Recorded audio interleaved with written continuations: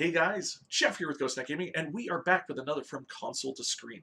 This time we're taking a step outside the live action arena of our usual movie choices, and this time we're taking a look at our first animated video game movie. Now, these ones a lot of times you feel would be judged a lot differently, but there's still plenty of opportunity to look at the story, how they do the costumes, how everything's animated, because bad animation is just as bad special effects.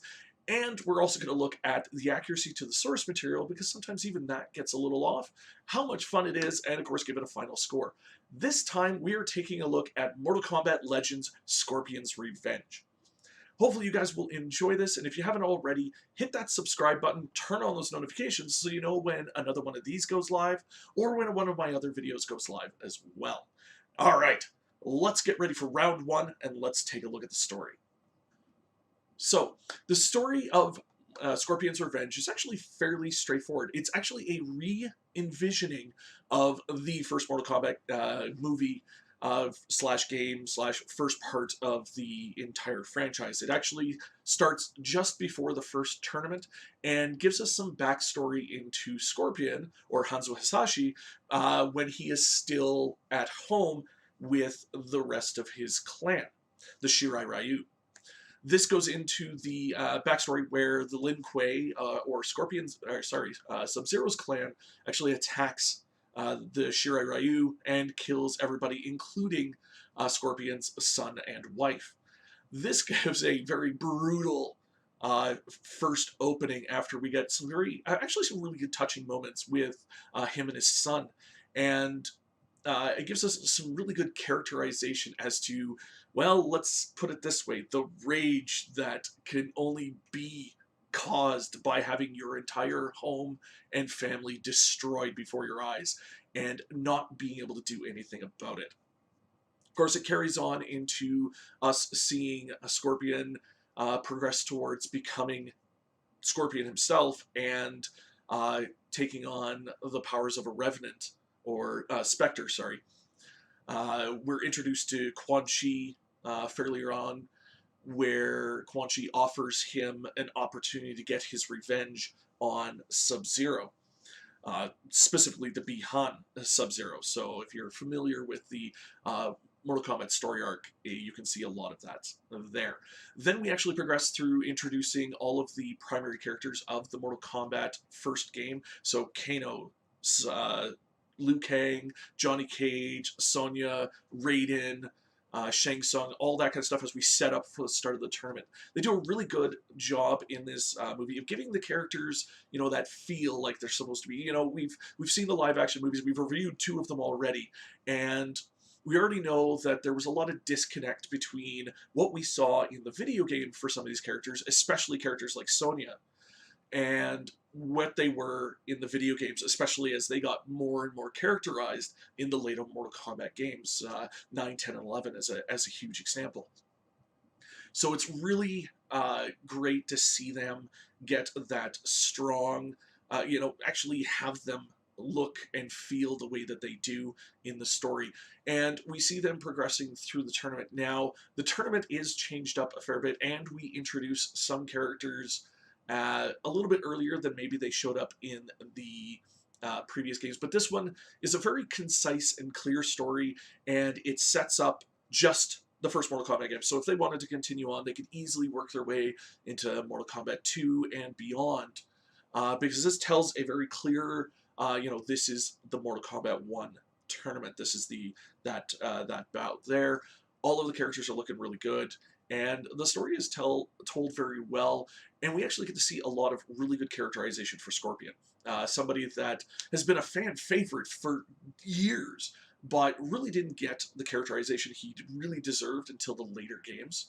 And I love seeing that about him and seeing an evolution in him, even just within the scope of Scorpion's Revenge. So I really like this story, and it was told fairly well. There may have been some parts where it felt a little rushed and a little strange, but as a whole, it's a really well told and concise story. So I'm going to give the story for Scorpion's Revenge a rank A.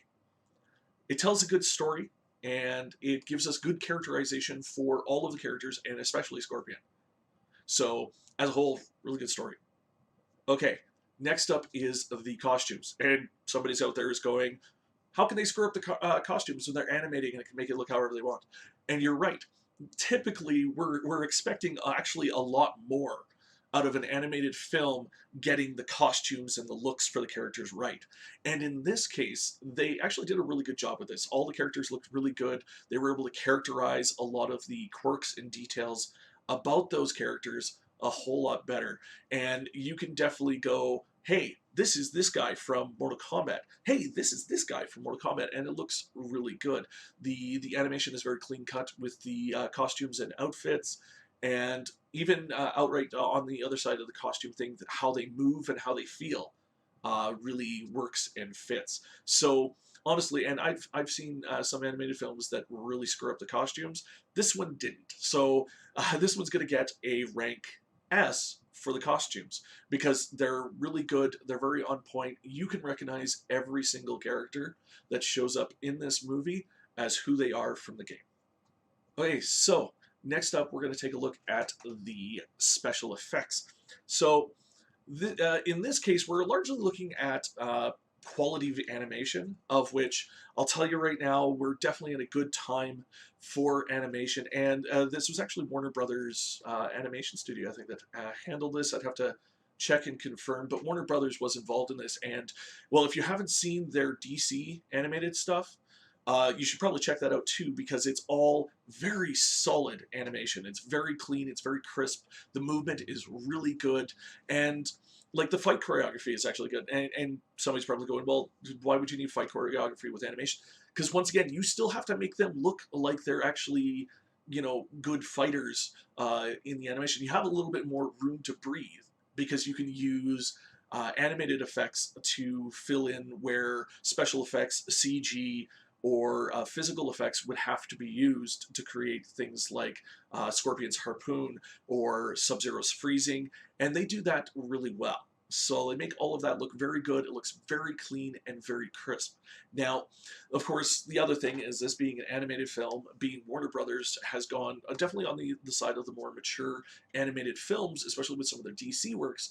This is very mature animated film, and it is violent and almost hear me out, almost excessively so in certain sections. Like, I mean, the blood and gore is part of the Mortal Kombat thing, but this is almost a little bit beyond even what you would see in the games to a certain element. Like, it's almost to the ridiculous, almost.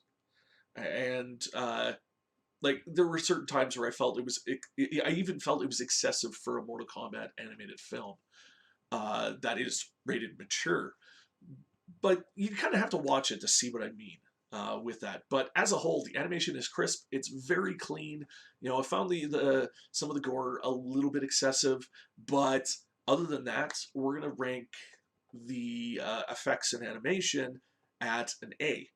It's very clean. It's very good. The movement is good. The combat is great. And yeah, I just found the violence, or at least the gore, not the violence, the gore a little excessive. Okay, so let's take a look at the accuracy. So this is a retelling or reimagining or an alternate look. Not quite sure, depending on how much hand the original designers had in this animated film. But this is a review of the first Mortal Kombat game, and kind of an introduction to a lot of people's backstories. On the outside of it, it's actually fairly accurate. It's a little bit easier to do so because they can animate it that way. So a lot of the Mortal Kombat characters that need to be there are there. Their costumes are accurate. So accuracy costume-wise is perfect. Everybody looks right. Goro looks like Goro. Shang Tsung looks like he did for that particular tournament. But they also add some elements. Now, they add a lot of Scorpion's backstory, which is accurate. It was actually Quan Chi that had Sub-Zero kill his family. Now, the little plot twist they have here, and I'm going to warn you right now, major spoilers. Hold for a moment. You can skip to later if you don't want to see this.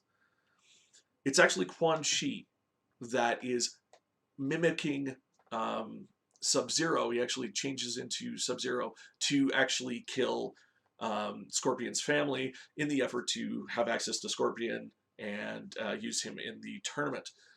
So that's where it kind of steps off a little bit, because it actually was Bi-Han that did the killing. He was being manipulated by Quan Chi and was hired by Quan Chi. I'm trying to recall this because this is also a bit of the side stuff that happened in Mortal Kombat Mythology Sub-Zero, where we learn all of this truth. But anyway, so that's where it kind of steps off. Because it's no longer Bi-Han, and Bi-Han really doesn't do anything to defend himself, because he's just an ass all through it, because he actually shows up at the tournament and they fight, and so that's accurate. He kills Bi-Han. So if they do more Legends animated films, we'll see his younger brother show up going after Scorpion probably. But the tournament starts to deviate a bit. We get into some of the later fights, and this is very Scorpion centric. As much as the other characters are involved in it and they have things that they're doing, it's actually Scorpion that does a lot of the major plot stuff. So he actually saves Liu Kang and crew a couple of times over the course of the movie, and he's actually the one that kills Goro. Which, as far as I know from the base story, it was actually Liu Kang doing the little Destiny thing, and actually defeated, got Shang Tsung out of there, and also defeats Quan Chi here, which is really early for when, Mortal Kombat timeline. So there's a lot of deviation near the end as Scorpion really takes center stage. Now, this can lend credence to eventually in Mortal Kombat Armageddon. Scorpion becomes the hero because he becomes an agent of the Elder Gods to stop Armageddon.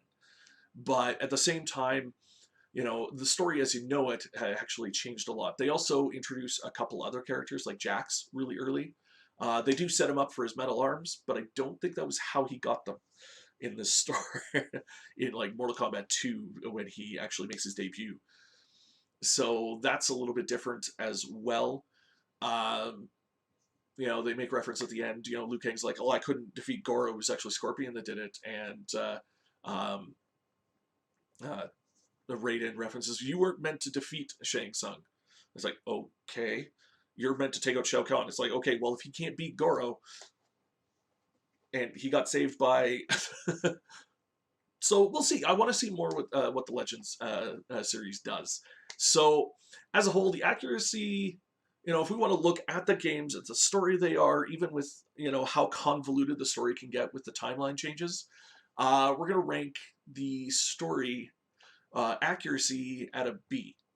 If we're looking at it raw from the game to this, there is a fair bit of deviation, especially coming about halfway through the movie, from what we know of the storyline for the games. I can't say anything about the comics, so that's still, once again, outside of what I know. But as a whole, not as accurate as we may have seen overall. Okay, so let's take a look at the fun. How fun was this movie? It was actually quite fun. I really enjoyed it. It's very entertaining. Scorpion is definitely a fan favorite. He's a favorite of mine. He's probably my favorite fighting game character ever. And they just make him so badass in this from the moments he shows up. His characterization is great. He actually has a lot of heart, and I like that about his character. His will is just ironclad. The animation is great. It's fun to watch, and the action is really good.